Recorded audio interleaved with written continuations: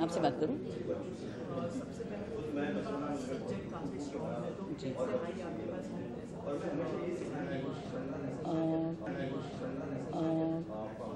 Actually पता नहीं लोगों को ये मालूम था कि मैं एक टीचर थी, तो बच्चों से काफ़ी मेरा मतलब मैं कंफर्ट लेवल रहता है मेरा, वो तो मैं ऐसे ही बात कर रही हूँ। लेकिन ये है कि सुनील को मैं जानती थी, तो थिएटर का आदमी है, तो जाहिर हमारी बिरादरी का है।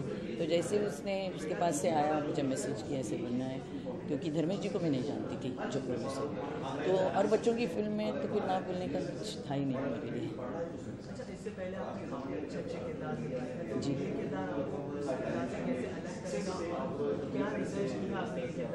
मैं सच्ची बात अगर बताऊं तो उसको आप मेरे में जो कमी है कह सकते हैं, मेरा रिसर्च वगैरह कुछ नहीं होता। मुझे ऐसा लगता है कि कैरेक्टर समझ में आए तो जो फिर आपका दिल से जो निकलता है, अभिनय बोलो या एक्सप्रेशंस बोलो या थिंकिंग अबाउट द कैरेक्टर बोलो, वो मेरे लिए होता है। जो मतलब तैयारी करते हैं तो मुझे बहुत अच्छा भी लगता है कि अरे लोग कैसे, मैंने कितनी भी तैयारी करने की कोशिश की तो होती नहीं मेरे से। लेकिन क्या है कि अगर डायरेक्टर से आपकी ट्यूनिंग हो और अगर आपको सब्जेक्ट पसंद हो तो फिर मुझे लगता है ये सारी चीज़ें प्रॉब्लम क्रिएट नहीं करती।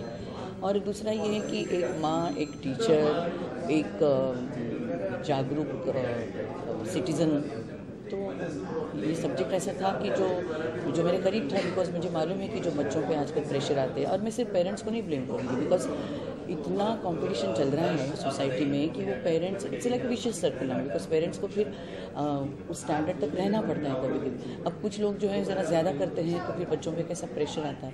तो मेनली ये बच्चों के लिए और पेरेंट्स के लिए, और मैं तो बोलूँ सोसाइटी के लिए बनी हुई फिल्म है, और जो बनाई भी बच्चों ने और पेरेंट्स ने।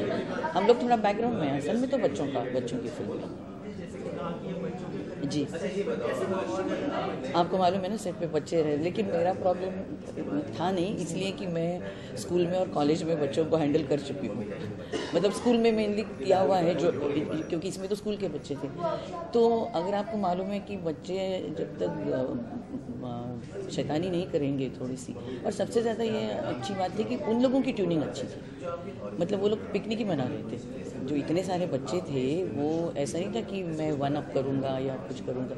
मुझे लगता है इसका क्रेडिट सुनील को जाता है, हमारे डायरेक्टर को जाता है, कि बच्चों के साथ इतना पिछले काम करना और उनसे अच्छा काम निकलवाना, और ऐसा कि वो आर्टिफिशियल ना लगे।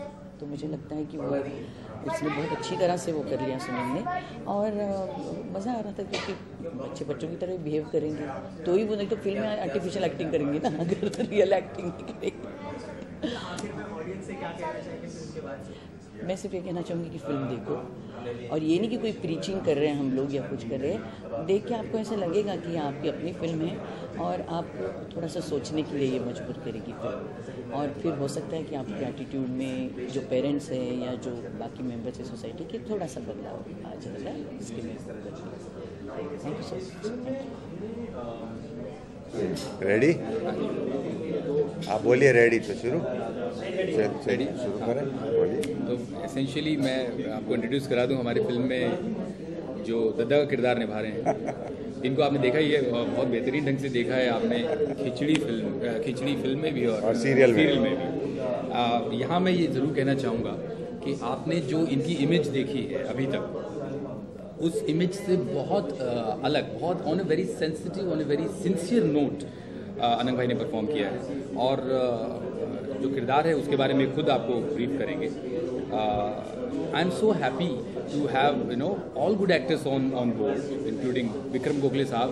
वो एक सीरियल आया था अकबर बीरबल, उसमें वो अकबर बने थे और मैं बीरबल बना था। सो ओवर टू अनंग भाई अबाउट द कैरेक्टर दद्दा।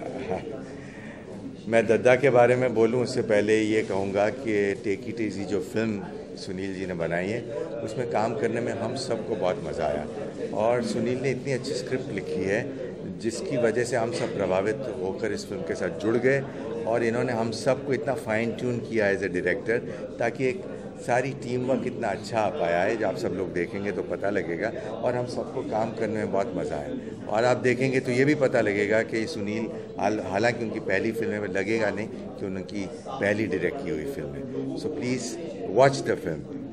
और सेकेंडली मैं अपने कैरेक्टर के बारे में बताऊं तो मैं एक फैमिली है, यहाँ दो फैमिली की कहानी है, दो परिवारों की कहानी है और उनके बच्चों की कहानी है और बच्चों के साथ जुड़े और बच्चों की कहानी। तो एक परिवार के मुखिया का रोल मैं कर रहा हूँ, जो दद्दा है, ग्रैंडफादर है, मेरा बेटा है, बहू है और मेरा पोता है, और पोते के ज़रिए जो जो कुछ चीज़ें होती है वो मेरा रोल है। बहुत ही अच्छा रोल है।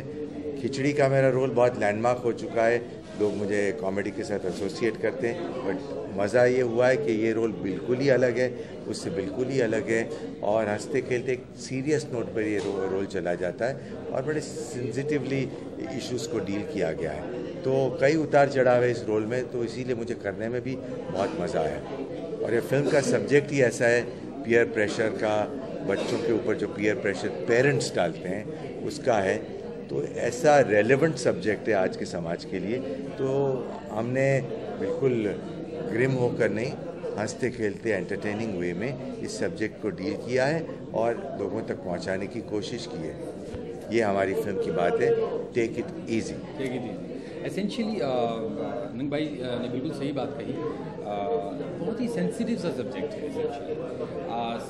फिल्म की जो इमोशंस जुड़ी हैं एसेंशियली वो हर फैमिली के अंदर हम आइडेंटिफाई कर सकते हैं। कहीं ना कहीं जनरेशन गैप जो है मुझ में और मेरे पिताजी के बीच में है, पिताजी और उनके पिताजी के बीच में है, तो वो कहीं ना कहीं प्रेशर जो है जो बच्चे फील करते हैं आजकल के, वो उसकी शुरुआत वहीं से ही है, सो कॉल्ड जनरेशन गैप के। हम तो ऐसा करते थे, तुम ऐसा नहीं कर रहे। At the same time competition, जब बार बार एक ही बात के लिए कि तेरे मार्क्स कम आए या ज़्यादा आए, उसने गोल्ड मेडल जीता, तूने सिल्वर जीता, तो एक जब कंपटीशन होगा तो एक जीतेगा एक हारेगा।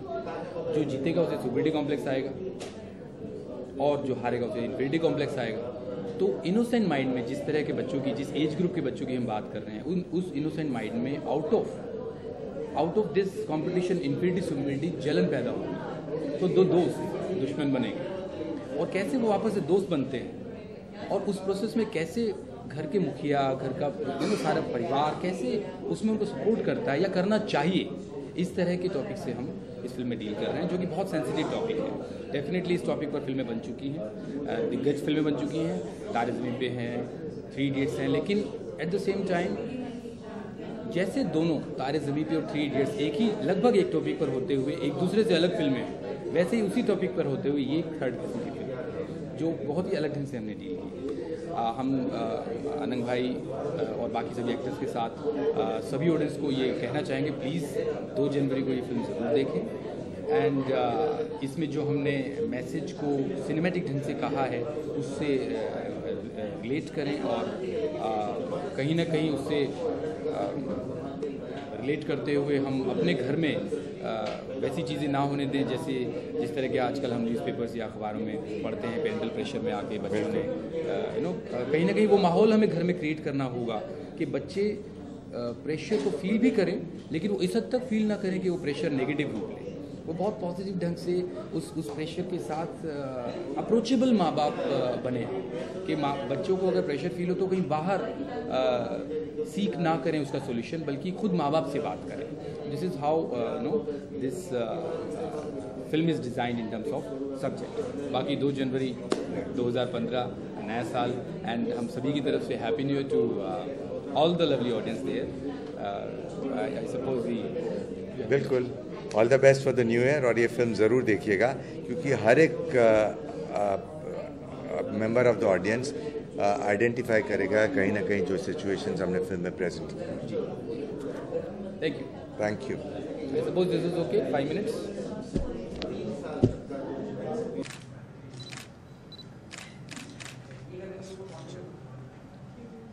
एक सेकंड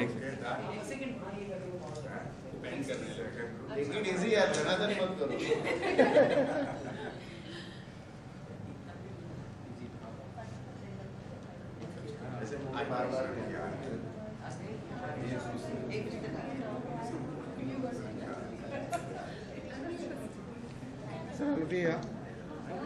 Saya.